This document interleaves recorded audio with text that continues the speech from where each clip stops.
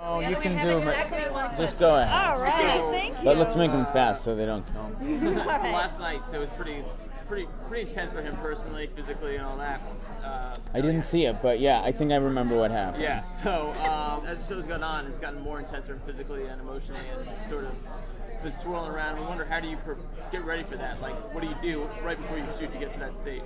You know, I've just I've put the work in to get as close to him as I can. So those things aren't that challenging. I mean, I look forward to that because he goes to some dark places physically and emotionally, mentally, and that's what makes him so special to me, is that he somehow manages to get himself out of them, and that's what makes him who he is. I mean, he's relentless.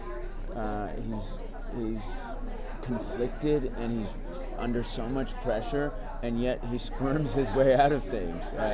And I think that's what makes him the hero that he is for so many, is because he's flawed. He's just not, his ethics are questioned throughout the show. But you got to say that the guy perseveres through some really difficult hardships. Do you get yourself worked up or stay all alone before you shoot, like a scene where you go through your not looking for pills? Depending on the day, some days I really need to go to a quiet place and get there emotionally, and sometimes it helps to be close to Sam and the cast because I depend on them, and there's kind of that feeling of nurture that I need sometimes before I go into something that grimy. It seems like season 2 thematically is sort of about the unexpected consequences of the what happened at the end of season 1. Yeah. How, without giving away any spoilers, how does that theme play out for Elliot over the course of the season? Well, it never ends up well for Elliot. Yeah, we deal with the fallout quite a bit, and obviously you can already see that he's conflicted and feels very guilty about what's happened with Gideon, and there's more to come for him. This is the special thing about the show is we don't live in this fairy tale land where you can just destroy the world's economy and everything is going to be better because of it. I think Sam has looked at situations all over the world where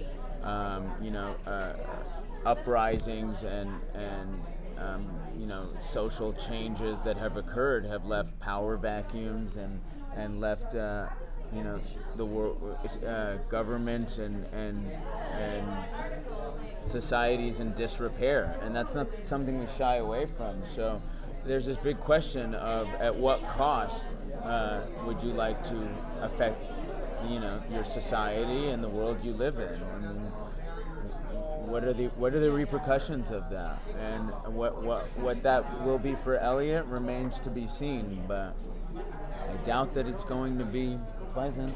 Well, now that the audience knows the truth about Mr. Robot, or who Christian is, how does that change the way does it free you up to perform in a different way, or change the way you approach it? Yeah, I mean, I went to Sam when we first started shooting, and I said, obviously, he has to come to terms with this. How is he going to come to terms with this? I mean, when you have that, I work with the psychologist, and she's taught me a lot about, the feelings that occur after, the discovery, and there's, shame and denial and all these regrets that happen, and then there's, of course, some acceptance of that. But I think with the acceptance of it, I told Sam, I'm not going to look at him a lot. I'm not going to give him anything, I said, Christian's going to have a hard time acting with me this year. And Sam looked at me, he's like, you're not going to look at him? And I said, yeah, no, I don't want to. So I feel like Sam probably cuts all the looks that I do give him, but there have been many takes where I don't even acknowledge Christian, and I feel bad from an actor. I'm so sorry, man, I'm giving you nothing. But he's like, you're fine. You give me nothing anyway. Good? All right. One more? All right. right, speaking of Elliot is the unreliable narrator. How soon do you find out when things are real or not?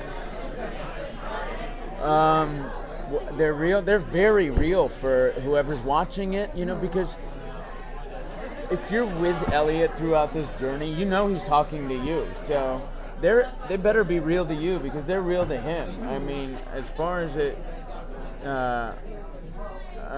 rest of the story goes, things may or may not come crashing down on us, but we're in it together, right? That's what's cool about it, is if it's a convoluted or questionable world where he's at, you should also question why you're watching it.